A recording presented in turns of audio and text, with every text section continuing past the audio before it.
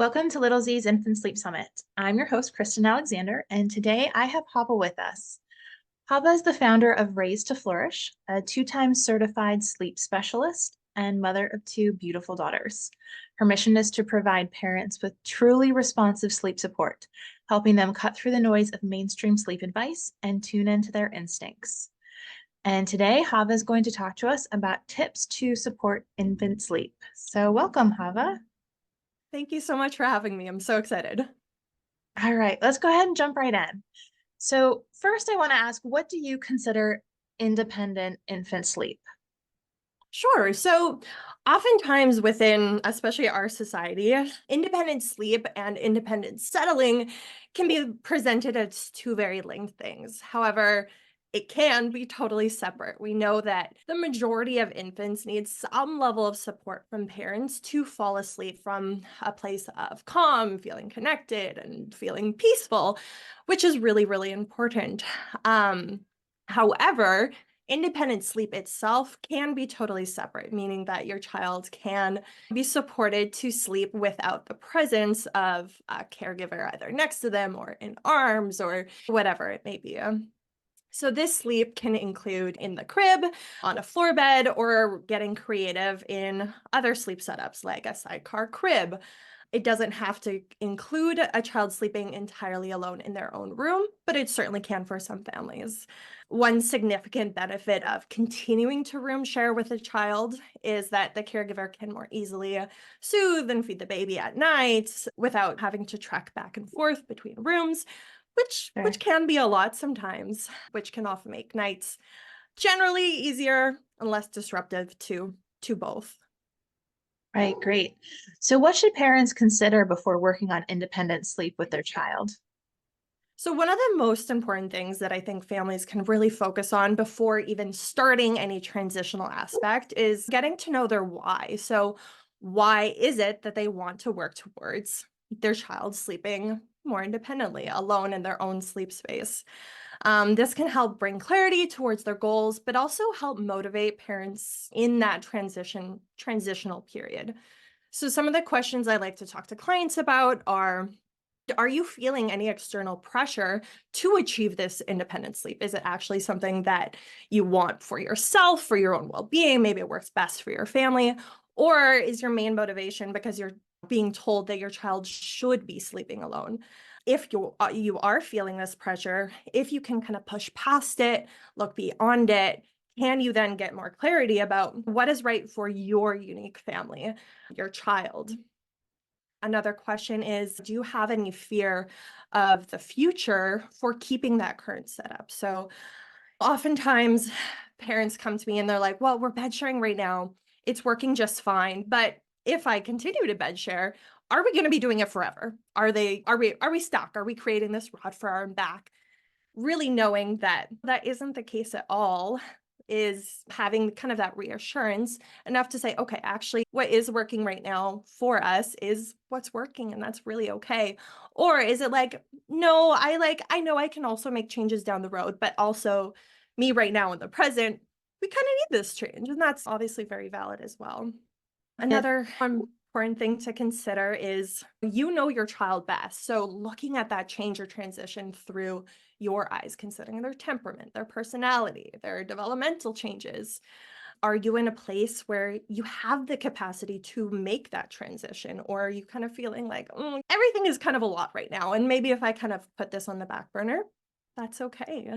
Another important factor is where can you, if you want to move forward with this transition, where can you put supports into place to make the transition more sustainable? So maybe that looks like bringing in a partner, going to bed earlier, sleeping in later, making whatever current contact naps are happening as enjoyable as possible for you. And then also considering, where's your child at? Are they going through a big developmental progression? Are they experiencing a lot of separation anxiety that might just make things feel a little bit trickier? Is there other really big life changes that are happening at this time, which I might just kind of add to it, and kind of keeping these things in mind as well? yeah, those are some really great things to think about when you are just kind of getting prepared to make any changes or what just kind of just factoring into your decisions too. So thanks. What strategies do you employ to encourage independent sleep in infants, and how is this different from sleep training? Yeah, so it is so important when we're thinking about sleep to think about the big picture of what is happening for naps and nights. In this way, we can ensure that all those fundamentals are in place for that child to make the transition happen kind of as smoothly as possible. So instead of focusing on, okay, we're just kind of changing the behavior, we're just changing those patterns of the child sleeping in arms to sleeping in the crib. No, we want to look at the whole picture. So the biggest differentiation is that the mainstream approach to independent sleep is focused on changing the child's behaviors around sleep. Instead, by utilizing a responsive and nurturing approach to sleep, we can then support our children through the change, making sure that they feel as safe, content, comfortable as absolutely possible in that sleep space, gradually supporting them through that process without limiting how we are responding to them or placing arbitrary limits on time check-ins or whatever it may be. So we can first do this by focusing on those sleep foundations. So setting up their sleep environment to be conducive to sleep, Mhm. making sure it's a place that they love, tuning into the child's unique sleep timing, so offering them opportunities to sleep when they're actually tired, but not so much that they're pushed beyond their limit. So this often means really getting to know how much your child needs to sleep well, how much sleep your child Mhm. needs to sleep well. And often can, and this doesn't necessarily mean that you're following a generic schedule you've seen online or wake window charts, because every child has their own unique sleep needs. Creating a positive a positive and routine connection filled routines, both day and night. And then, of course, addressing under any underlying medical factors that could be impacting their sleep, making sleep just naturally more challenging for them. And then, of course, layering sleep associations, helping your child fall asleep from a place of calm, safety, connection. So, thinking of ways that you're helping your child fall asleep, but then also aspects in their environment that can help layer those sleep associations. So, once these sleep foundations are in place, it really comes down to relationship, emotion, and attachment. So, we know that sleep is a vulnerable state for all humans, adults, Mhm. children's, but especially even more so for our little babies. We want children to feel so secure in that relationship, trusting and knowing that their needs are going to be met no matter what. And then the more that we can focus and build into this connection and attachment, tuning into what that child needs to sleep well, the easier sleep can often become. It's also really important to kind of keep in mind as you're working on independent sleep that babies are designed to want to be close to their caregivers. This is the Mhm. biological norm and also how they attach through the first year of life. So, even as we are supporting our child through the change and working towards those independent sleep, getting that independent sleep, having this kind of in the back of your mind of, okay, this is feeling really challenging. Why is it feeling really challenging? Oh, it's challenging because they're safest in our arms. So where can we kind of switch things up to make sure that in their own sleep space, again, they're as safe, happy, content as absolutely possible. Yeah, that's great. So there's a lot of different pieces there we can kind of think about. And I guess the kind of the overarching thing there was that every baby is really unique and it's about kind of tuning into them. So when you're working with families with the goal of independent sleep, so what is one of the first things you recommend that they begin with? Yeah. So once you've decided on a sleep setup that you want to use for your child, so there's lots of different options. Again, the floor bed, crib, sidecar crib, nap mat, whatever it is, the Mhm. very first step is helping them build that positive association with their sleep space. So again, sleep is a vulnerable place.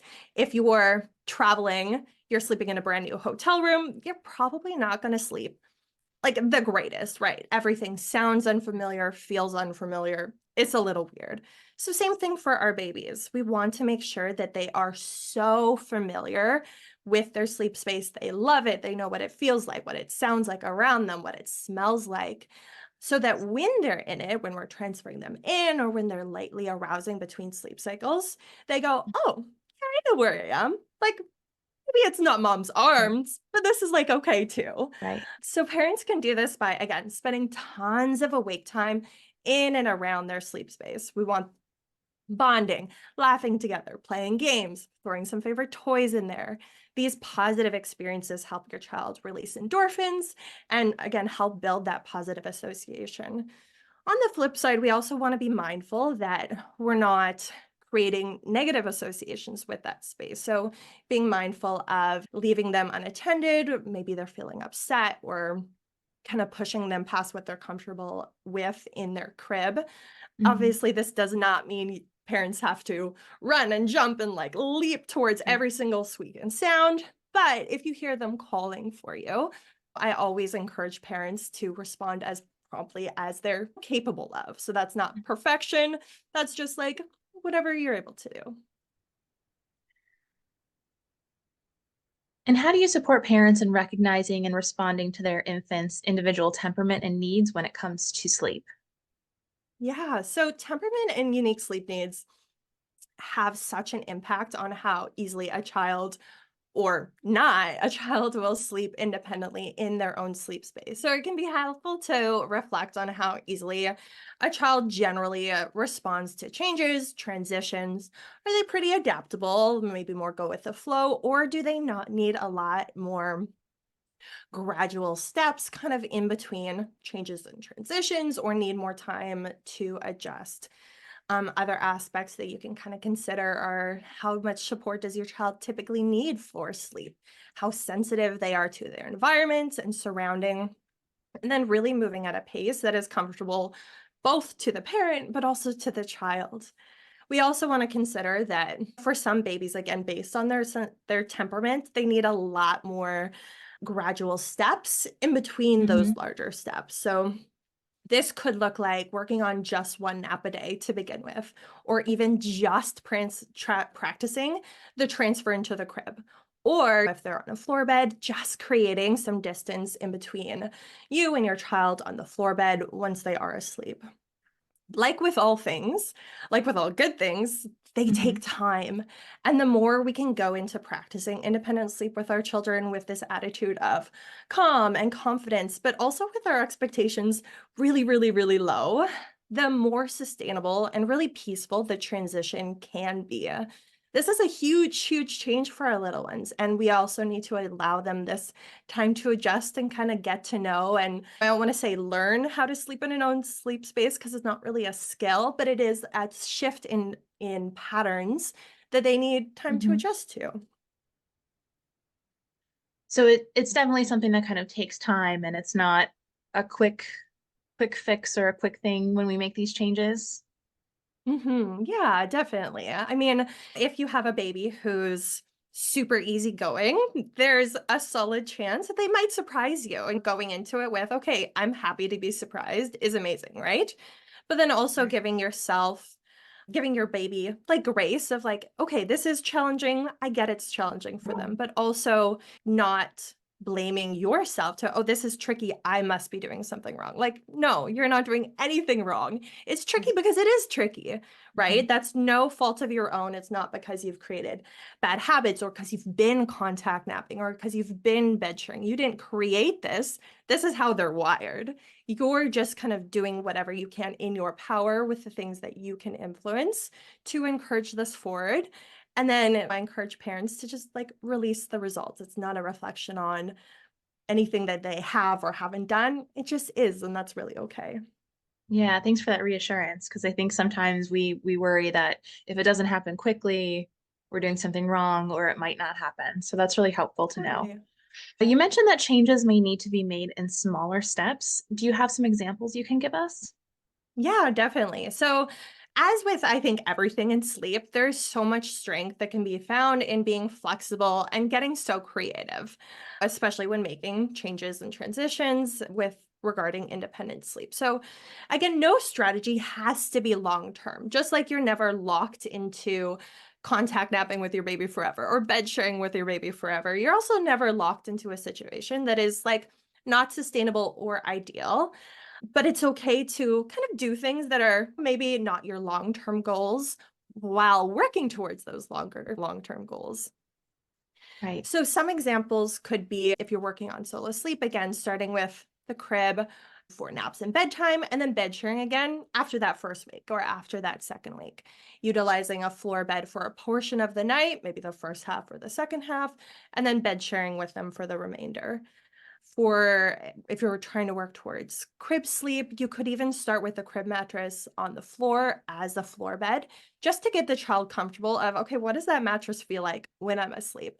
If they get comfortable, then you just put it back into the crib and then you give that a try. Another option is temporarily sidecarring the crib to the Hmm. parent's bed to help them transition to their own surface, but then you're still getting all that proximity that the Right. baby's likely after. Once they're a little bit more comfortable with that, replacing that fourth side and seeing how that goes. For the example of working towards floor bed sleep, so you could sleep or the parent could sleep on a mattress next to the crib or on a separate surface or for a portion of the night or for the whole night until the child's comfortable there, or the parent sharing the floor bed in the child's room. And then once the child's comfortable there, instead of kind of winding the child into their own sleep space, all you're doing is winding yourself out. Hmm. Yeah, that makes Um, sense. yeah, yeah. Same thing, kind of very similar for if you want your child sleeping in their own room. Where can you bring in that proximity? So maybe that's the parent sharing, having their own separate sleep surface in that room. Again, you're winding yourself out. Or yeah, there's lots of different options, and getting creative is again always a strength. Great. So, what are some ways parents can balance meeting both their infant's sleep needs and their own self-care needs? Yeah, definitely. So I do think it's important to acknowledge that there are real systemic factors in place that make being a responsive parent, responding to our child's needs like 24/7, that makes it really challenging. We live in a Yeah. society that so under supports and undervalues parents. And really the root cause needs to be addressed alongside of doing the things that we can that are within more of our control in our own homes to make sleep as peaceful and sustainable as possible. Ultimately, what this looks like comes down to their own unique family, what kind of Hmm. resources they have access to. And again, I really encourage parents to get creative. So perhaps this looks like maximizing your rest through the process of aligning bedtime. So often for babies, they'll have their kind of best stretches their first half of the night. They might be going to bed at 7, 8 o'clock, but we might be staying up until 9, 10, 11, but then we're Yeah. missing out on those nicer stretches of sleep that we could potentially be having. Obviously, it kind of sucks when would rather be scrolling our phones or having our own you Mhm. time or whatever it is. But really, it can be a really efficient strategy for that season. And keeping in mind, again, just like for babies, no strategy has to be long term. You don't have to go to bed at 8 o'clock for the rest of your life. But Right. if you're in a season where you're feeling like, okay, this is like a lot, I've got to get more sleep, it can be really effective. Right. Another way that parents can do this is like bringing in a partner or another support person into those sleep patterns to balance out that sleep parenting. So it's not just one parent who's 100% responsible. So that can be done during night or even during the day if you're feeling like you need that to be able to go to bed early, but you also need some like solid you time. Having Hmm. a self-care schedule or implementing a plan with again a partner or support person of, okay, we're going to schedule this time so you get it, you can count on it, so that your brain Right. kind of knows, okay, I'm going to get it here, I can also take care of myself in these other ways. Even when, and then kind of thinking about sleep again, that big picture. So even when what is currently happening isn't the most ideal or the ultimate goal, it's really important to consider, okay, what can I do today to make things more peaceful? So this could Mhm. come in the way of a perspective shift of, again, knowing that, okay, it's not my fault. Sleep is hard. It really is, but it's Right. not because I'm doing anything wrong and they're being normal and this still can suck, right? Yeah. Maybe it comes in the way of putting aside that endless to-do list that you can't get done because you're contact napping and you're sitting there being like, okay, the kitchen floor is still not cleaned again. and beating yourself up over that. Okay, well, it's okay to prioritize your rest too. Having that perspective shift of, oh, this is like implemented sit down time for me. I'm going to watch a show. Right. I'm going to listen to an audiobook.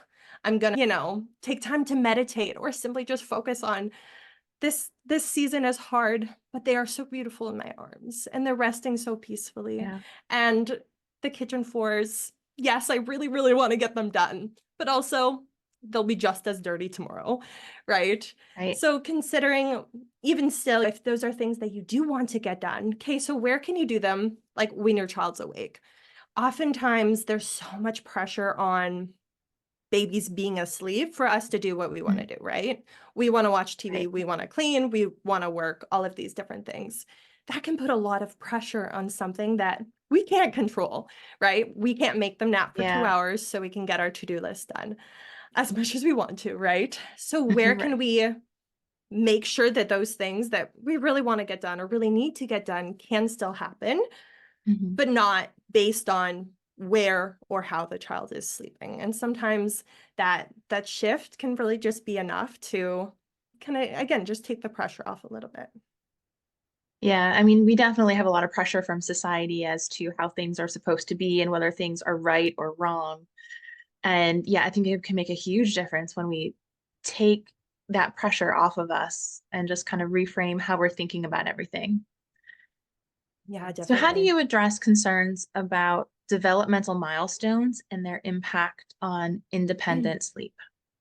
Yeah, definitely. So oftentimes when I talk to families and they're feeling kind of stressed out or hesitant about working on that independent sleep, it's because in their mind, that transition is going to be a ton of work, maybe a ton of stress and tears, maybe tears from everybody, more Right. sleepless nights, terrible bedtimes until they kind of finally achieve that golden that cross that finish line and then they made it, right? They're good. But it's going to be real hard until they get there. But hopefully, ideally, parents have been encouraged by the things that we've talked about so far that this transition doesn't have to be this big, stressful, overwhelming things. I Hmm. truly believe that families can work towards this goal in a way that is sustainable and peaceful, moving at that pace that suits, your family and child's best, finding that balance of, okay, where can we make sure that the parents' needs are being met, but also make sure that the child's needs are being met in the meantime. If we're being honest, a child's sleep is going to change and Yeah. their needs are going to change whether we like it or not. It's Hmm. just a really tough reality of infant sleep. So there are likely going to be periods where independent sleep comes easier for children and you're like, "Okay, yeah, we made it. This is amazing." And then other periods maybe even after that a child's experiencing heightened separation anxiety or other developmental milestones or changes that are going to make it more challenging. But there's absolutely, again, so much strength in embracing that flexible approach to infant sleep. But then also you have all those tools, parents have all those tools in their pocket so they can kind of go, okay, this is trickier right now. Again, it's not my fault. I didn't cause it. We're not screwing it up. Right. It's okay to embrace those seasons where children need more closeness and connection, but also know, Hmm. okay, we did it once. It was going well. It's gonna come back, Yeah. right? They're not gonna be in my bed until they're in college. It's gonna happen. So, like, really knowing that you can keep all those tools, do what works in the time, and again, keep things as peaceful and stress free as kind of absolutely possible. Right. Well, just kind of to kind of wrap up here, can you share with us, Hava, one thing that you want all parents to know in regards to infant sleep? Just kind of like the one big takeaway.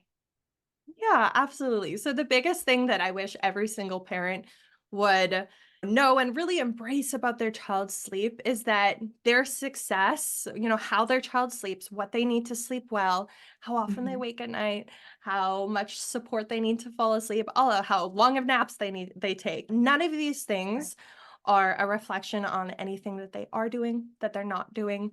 It's not a reflection of their worth or success. There is truly so much of how our babies sleep that's just straight up out of our control.